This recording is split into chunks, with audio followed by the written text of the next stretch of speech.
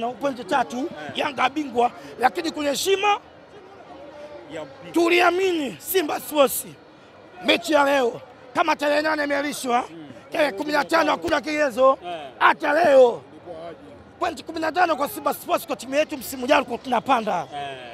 Kama liko tunaamini kwamba bodi wamepotea na sisi kwa tunapotea, Yanga we bingwa, sisi msimu ujao tungerejea hata misimu miwili.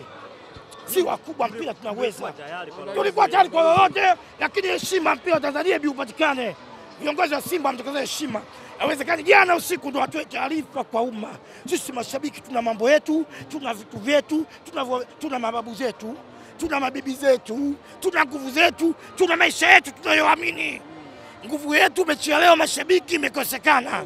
Taarifa kwa umma imetoka saa 7 za usiku jana. Wakati mpaka tunalala tunaamini mechi hakuna. Tumekuja leo kuwasapoti. Kwanza tumekuja kuisapoti nchi kwamba ina jambo kubwa la mashindano makubwa barani Afrika. Kama kusingekuwa na mashindano makubwa, mashabiki wa Simba leo tusingeonekana uwanjani. Tumeonekana tunaweza kudhalilisha mchi bila kudhalilisha mchi, kusingekuwa na mashindano makubwa. Mashabiki wa Simba leo, viongozi wa Simba tungewaachia mechi peke yao, kwa sababu wiki mzima tunaamini mechi leo iwe jua iwe mvua iwe vyovyote tulikuwa tayari tushushwe daraja. Yote kwa yote bwana. Refa, wachezaji wa timu zote mbili, kiufupi leo wao wameenjoy bodi. Yaani kwenye kitu ambacho siwezi kuzungumzia.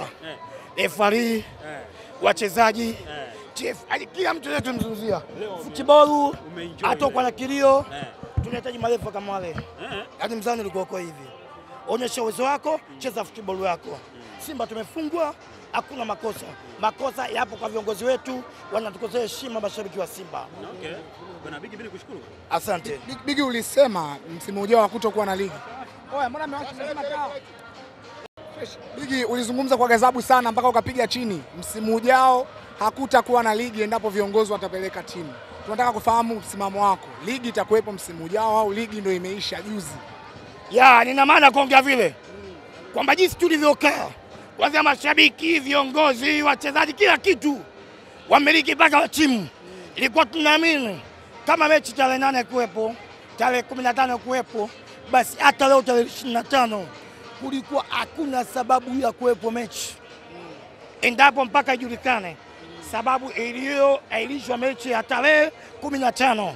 Hata viongozi wetu wakatuaminisha kwamba kivyo vyote, lakini viongozi wa Simba wamekuja wametusaliti. Sisi tulifunga mpaka nazili.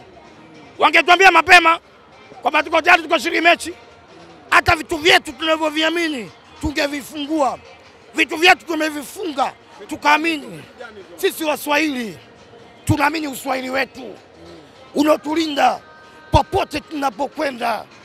Lakini viongozi wa Simba jana saa 7 za usiku ndio wanakuja kutupa taarifa kwa umma kwamba mashabiki wa Simba yani uwanja wa Taifa mje kwa support. Bora ungetuambia toka awamu ya kwanza ilivyotoka taarifa ya kwamba mechi tarehe 25 dabi ya Kariakoo lazima ipigwe. Lakini wao isikia tunavyochati na watu wanatuaminisha kwamba mechi hakuna. Wangetuambia hata kwa siri tungejiandaa. Viongozi wa Simba wanatuvunjia heshima mashabiki wa Simba. Tunaisupport timu yetu popote inapokwenda. Tuko tayari tuwe na njaa. Ndicho ninachokwambia kwamba wanatuvunjia heshima, kwamba wao wenyewe hawajui nini. Mashabiki tunajua nini tunachokifanya, kwamba support yetu kubwa kuisupport timu inapokwenda popote. Je, watu waliokaa mbele ya timu hatuna watu sahihi. Ipo siku watakuja kutupeleka jela. Nani ambaye unatamani aondoke pale kama aachie ngazi? Siwezi kusema nani aondoke. Ila ujumbe wangu kwamba viongozi wa Simba wote wajitathmini. Mashabiki wa Simba tuko tayari tuwe na njaa, lakini tuisupport Simba, tunywe jezi, tuingie vingilio, twende mikoani, twende kokote. Wao wanatuvunjia heshima. Mlisema mnajenga timu, hizo lawama zinatoka wapi? Hilo tunajenga timu. Ndio maana sijalaumu timu, nimelaumu uongozi. Kwamba timu yetu siwezi kuilaumu. Mlitegemea mtachukua ubingwa. Timu yetu imevunja vizuri.